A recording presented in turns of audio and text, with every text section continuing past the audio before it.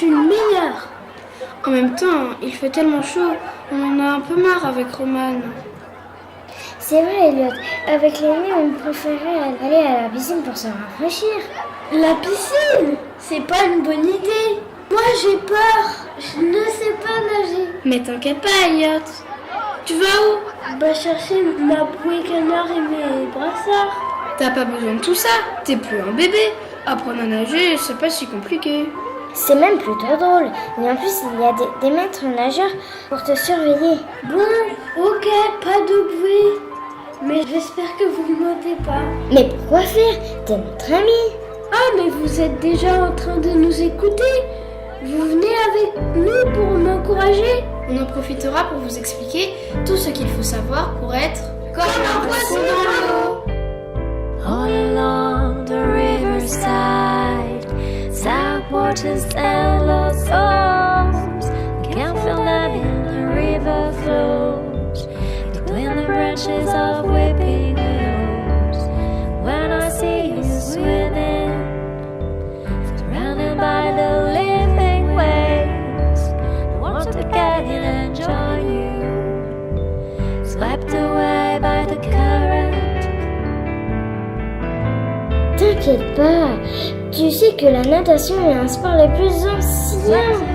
Les premières piscines remontent à l'Antiquité, avec des bains grecs puis des bains romains. Ces bassins étaient à l'origine principalement utilisés pour la natation, mais au fur et à mesure, les gens les ont surtout utilisés pour se détendre ou se laver. Ensuite, la natation a été surtout pratiquée pour entraîner les soldats. Des soldats? On n'est pas en guerre? Mais ça fait très longtemps, c'était avant. Les premières piscines couvertes ont été créées à la fin du 19e siècle en Angleterre pour permettre d'entraîner les sportifs pour les premières compétitions de nage. L'apprentissage de la nage devient une activité faite à l'école au début du XXe siècle. Ah, mais moi, je suis déjà allée à la piscine avec l'école cette année. Je préfère encore rester dans le petit bassin. Tu sais qu'à l'époque, comme il y avait trop peu de piscines, les élèves devaient nager dans des lacs ou les rivières. Pas pratique, il n'y a même pas de bord. Si bien que très peu d'enfants savaient nager. Alors, dans les années 1970, on décida de construire 1000 piscines dans toute la France et la piscine devient obligatoire à l'école. Et c'est à cause de ça que je suis obligée d'y aller. T'as plutôt de la chance de pouvoir apprendre à nager parce que encore aujourd'hui, un Français sur 5 ne sait pas nager. C'est énorme. Je pense que c'est quand même un peu dangereux la natation.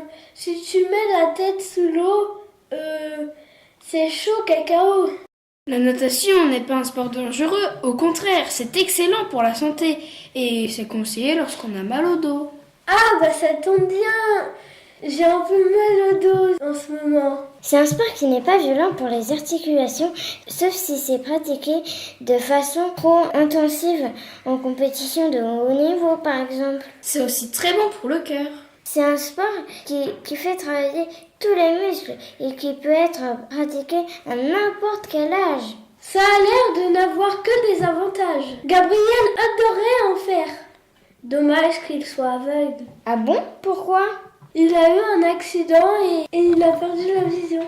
Mais il peut en faire. La natation est un sport ouvert aux personnes atteintes de handicap visuel, même intellectuel ou physique. Les athlètes paralympiques peuvent avoir de l'aide d'une personne pour aider à rentrer ou sortir de l'eau. Et pour les personnes aveugles, quelqu'un est là pour signaler qu'ils arrivent au bord de la piscine. Mais une fois dans l'eau, les nageurs handicapés sont comme les autres nageurs. Ah, j'irai avec lui et je serai son assistant pour éviter qu'il ne se cogne. Mais moi, je ne sais nager que la nage du chien. Ça compte ou pas? Non, mais c'est mieux que rien. Il existe 4 vraies nages différentes. La brasse, c'est la nage la moins rapide mais la première que tu apprends à la piscine. Les bras et les jambes du nageur restent sous l'eau et font des mouvements ensemble. Ah, comme la grenouille. Ouais, à peu près. Le champion de vitesse de brasse a été à 6 km/h. Tu pourrais courir 3 fois plus vite. La deuxième nage, c'est le crawl. Cette fois, c'est la plus rapide. Les bras font des mouvements asymétriques, comme une hélice en sortant de l'eau pendant que les jambes battent dans l'eau. C'est la nage utilisée lors des compétitions. Il y a une nage qui demande beaucoup plus de force et de souplesse aux nageurs. Ils doivent projeter leurs 2 bras en cercle hors de l'eau en faisant le mouvement de haut en bas avec leur corps. Comme les dauphins. Exact, c'est spectaculaire, mais très difficile. Et la dernière, c'est le dos crawlé. Les nageurs nagent sur le dos et ils ne voient pas vraiment où ils vont. Gare à pas se cogner. Oui, mais des petits drapeaux au plafond signalent qu'ils s'approchent du bassin. Et mais alors, les loutres aussi sont d'excellentes nageuses de dos. Oui, mais pas le dos crawlé. Petite devinette les filles, entre la loutre, le chien, le papillon, la grenouille et le dauphin, quelle est la plus rapide pour une compétition? Quelle drôle de devinette. Ces animaux ne pourraient simplement pas concourir dans les mêmes disciplines. Car ils ont des capacités différentes. Et les papillons volent. Elliot, arrête de dire n'importe quoi. On ne fait pas une émission sur le zoo. Revenons à nos moutons. Ah, faut savoir à la fin, vous m'avez dit d'arrêter avec les animaux. D'accord, on arrête. Plus sérieusement, il existe 4 disciplines en natation. La nage libre, le water polo, la nage synchronisée, le plongeon. Vous pouvez me dire les différences entre tout ça? Commençons par la nage libre. Accroche-toi Elliot, ce sont des courses de vitesse. Et il y en a 3 de différentes. La première, c'est les 4 nages. Le nageur fait une longueur de chaque nage à la suite. Le relais, en équipe, 4 nageurs ont chacun une longueur, avec une des 4 nages au choix. Et enfin, la course, le 200 mètres, le 400 mètres ou le 1500 mètres, uniquement pour les hommes. Vous vous rendez compte? 1500 mètres, c'est 30 longueurs de piscine olympique. Eh, le plongeon, il existe. Moi, j'en ai déjà vu. Bien sûr que oui, mais c'est une discipline différente encore. Il peut être synchronisé ou de haut vol. Synchroniser, ça veut dire faire les mêmes choses exactement au même moment. Oui, 2 plongeurs doivent faire les mêmes acrobaties exactement au même moment, au centre de 10 mètres de haut. Ils forment une équipe. Le haut vol, le plongeur utilise le plongeoir comme un tremplin pour rebondir très haut et faire une acrobatie aérienne. Ah, ça doit être cool. Toi qui disais que tu étais peureux, tu nous épates. Il y a aussi le water polo. En américain, on dit soccer aquatique. Ça ressemble un peu à du handball ou du foot, mais dans une piscine de 30 mètres de long et 1,80 m de profondeur. 2 équipes de 7 joueurs s'affrontent pour mettre le ballon dans le but adverse. C'est une discipline très difficile, car impossible de toucher le fond de la piscine. Les nageurs doivent toujours nager, sauf le gardien de but. Comme au foot. Presque, mais dans l'eau. Eh bien, les joueurs doivent être très résistants pour nager sans cesse. Oui, et il faut aussi beaucoup de force dans les bras et les jambes pour se propulser hors de l'eau et être très précis pour réussir les passes. Et la dernière discipline, qu'est-ce que c'est? La nage synchronisée. Tiens, synchronisé, comme pour les plongeons. Là, il s'agit d'une sorte de danse aquatique inventée en 1920. On l'appelait autrefois ballet aquatique. Elle devient une discipline olympique en 1984. Et vous savez que pendant longtemps, c'est une activité sportive qui a été réservée aux femmes. Pourtant, j'ai vu un film très rigolo où ce sont des hommes qui le font. C'est le Grand Bassin, je crois. Je sais que maintenant, les hommes aussi la pratiquent. Ah oui? Oh, c'est chouette. On peut faire la nage synchronisée en équipe de 8 nageuses. Ou nageurs. Ou en duo, mais à chaque fois, il faut toujours exécuter des chorégraphies avec des figures imposées sur de la musique. Pour les duos, il y a en plus une seconde épreuve avec des mouvements que les nageuses peuvent choisir. Ou les nageurs. Il existe plus de 200 figures que l'on peut associer dans les chorégraphies. Mais comment font-ils pour nager ensemble en rythme? Il y a des haut-parleurs cachés dans les murs des bassins. Les nageuses entendent la musique sous l'eau. Elles mettent aussi de la gélatine sur leurs cheveux pour ne pas avoir besoin d'utiliser le bonnet de bain. Et elles portent des pince-nez pour les aider à retenir leur respiration plus longtemps. Finalement, c'est vraiment comme de la danse. Il faut de la grâce, de la souplesse, de l'harmonie et de la musique. Ça doit être un beau spectacle. Exactement. Et d'ailleurs, on les appelle des galas, ces spectacles, comme en danse. Elliot, si tu veux, je t'invite à mon gala de nage synchronisé. Yes! Et si tu veux plus de spectacles, alors regarde la compétition de nage synchronisée au JO de Paris cet été. Ah bon? La natation est au JO?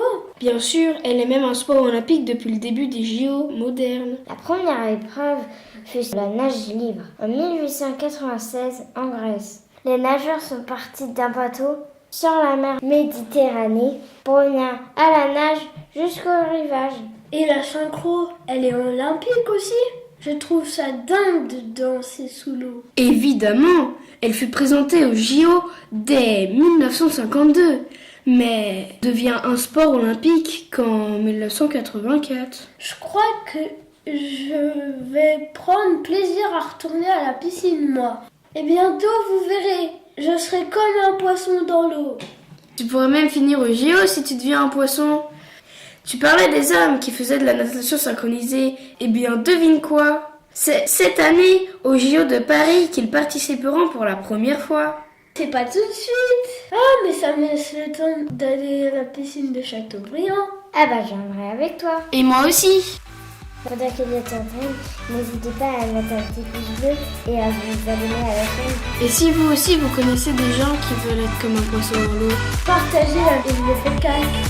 Bye bye. Merci D'avoir suivi cette l'émission La scène pour leur sport.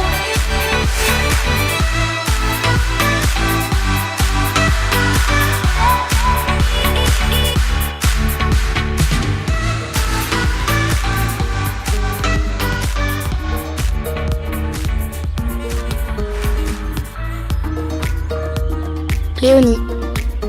Herman, cool. Elliot, c'était trop bien. Tom.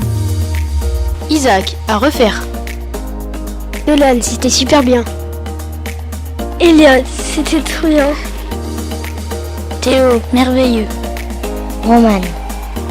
Noé. Soen. Lilou, excellent. Léonora. Céline. Daniel. Noan, c'était un petit peu stressant. Noéline, c'est excellent. Coraline. Chad. Esteban. Philippe, magnifico. Clément. Rohan. Nathan. Là, c'est excellent. Tia. Jules. Malaé. Ilona. Jordan, abonnez-vous. Charlie, abonnez-vous et likez la vidéo. Willas. Je me travaille. Et Léa. Pablo.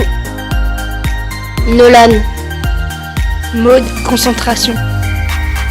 Adam, bravo. Aaron, sport. Julia. Léa Rose. Eden. Lali. Maël. Ilia. Mais aussi Ambre, Mathias, Alissa, Idir, Axel, Mélina, Sacha. Et voilà, l'émission Les CM pour leur sport est terminée. Merci à tous de nous avoir accompagnés tout au long de cette belle aventure. Et un grand merci à vous les enfants pour votre professionnalisme sur cette émission. Très bel été à tous!